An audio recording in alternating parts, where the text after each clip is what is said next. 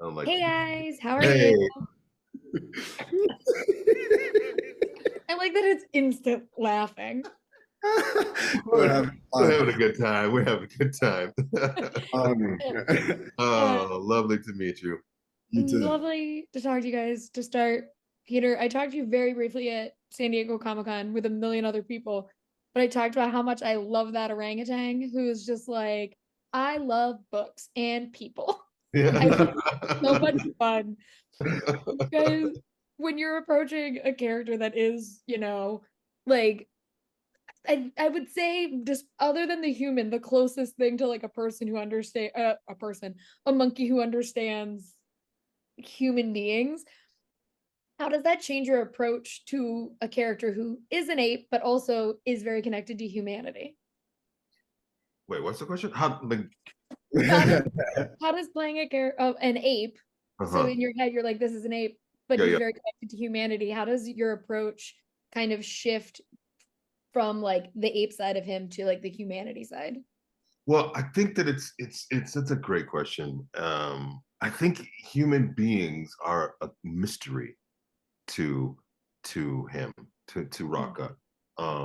And it's just he's an archaeologist. You know what I mean? Orangutans are very solitary creatures.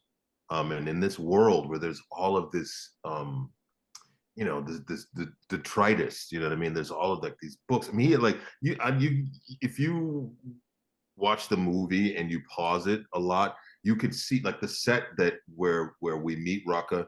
That was on a soundstage.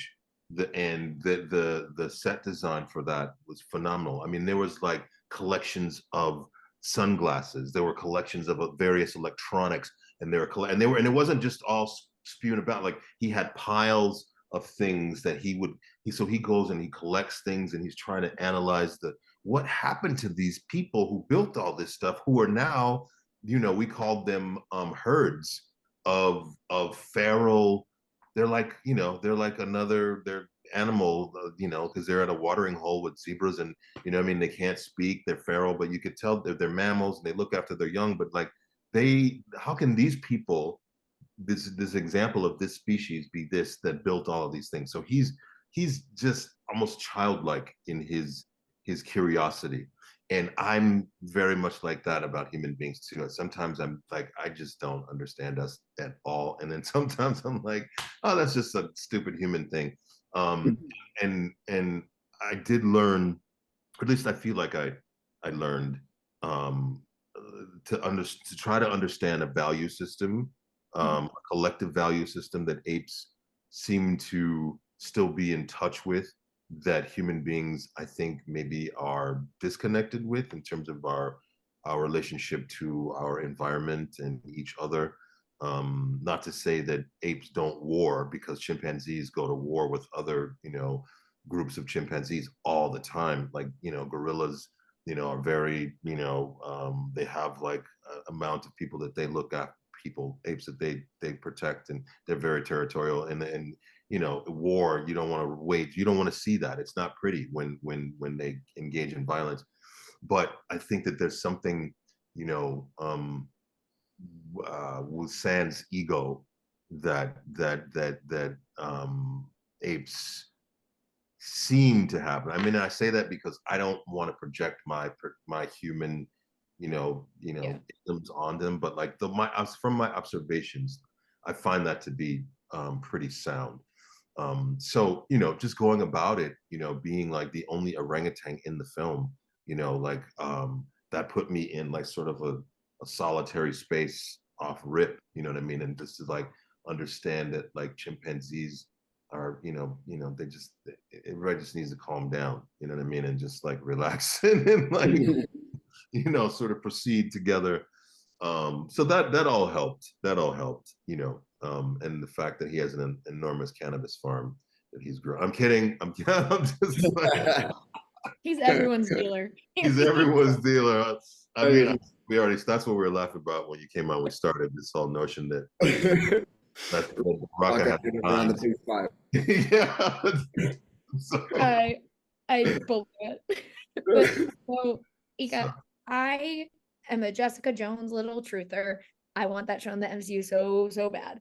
uh, But it also is so interesting to see you kind of go from playing a character there that has so many layers to a character that is so far, because we haven't seen the not CGI version, so different from who you are. And how has like the approach of like using your face for something versus something like this kind of changed how you look at a character? Yeah, beautiful. Thanks for the Jessica Jones shout out. I was just hanging with Kristen Ritter yesterday and talking about just reminiscing of that chapter of life.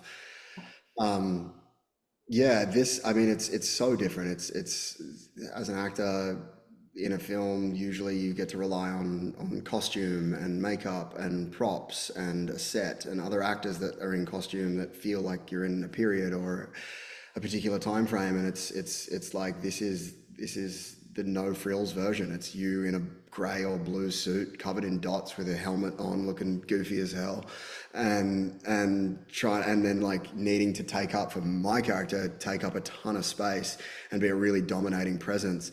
And I'm physically tall, but I'm not a really big guy, and so it's to be playing this creature that is so physically imposing on a space meant that I had to really find like what are the energetic qualities in order to take up that much space? How do I facilitate a power exchange and like a dominance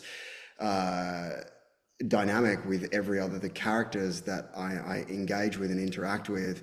And how do I do that without needing to kind of be really manic about it, of like trying to get power in that way? It's just like it has to be this very still, stoic presence because he's a creature of very few words, and so it was a stretch. It took me a little minute because usually I would rely on words of like ordering people around to do things, but he doesn't talk a lot. It's really like my will be met is really kind of his kind of motto. He just space, and it's like I can use just the power of my presence to get everything else in the space to bend around what it is that I need.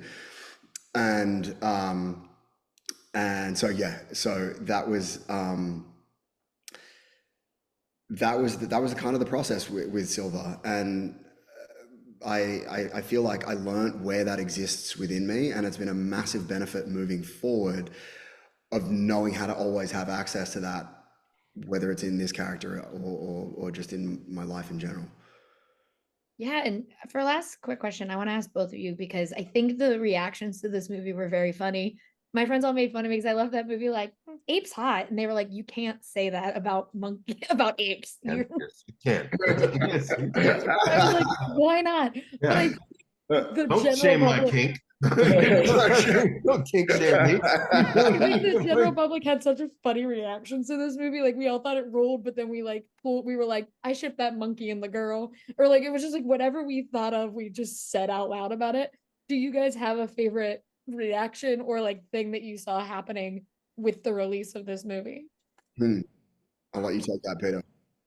I'm trying to edit this. I'll think about kinks. Me too. Like you just turn on my furry brain. I'm just like, I'm super glad I'm black, otherwise I'll be bright red. Oh, God. Can't wait for Halloween, baby. Everyone's dressing like the apes. Yeah. Yeah, no, there was, listen, I'm telling you, like Raka got my children are here. So hello guys. Raka got like, like this character kind of started to happen of like not just like your funny old uncle that like lived maybe in the basement or whatever, but like also kind of like a little creep show, like, you know what I mean? Just kind of, like just a little hate. Like there's some lines where I think it got cut where Raka approaches May about the horse. It got changed to like horse.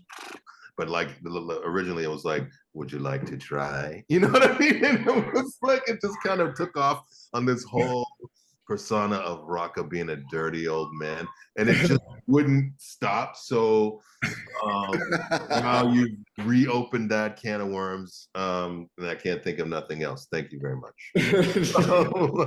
He's everyone's dealer and their creepy uncle. And he's a creepy old like, dude, this is like, you know, like you're just like, I feel like someone's watching me have sex. You look over at his rock, he's like, hi, get it. Like, oh, Why he was like this in my mind. Oh God. Arms up.